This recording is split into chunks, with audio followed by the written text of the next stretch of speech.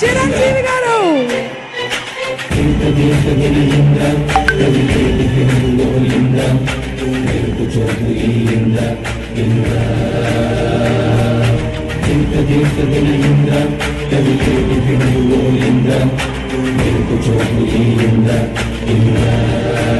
తన grace మాసుతో box office ని షేక్ ఆడించిన శిఖరం ఆపత్ బాంధవుడు మనందరి వాడు the right person for the right event.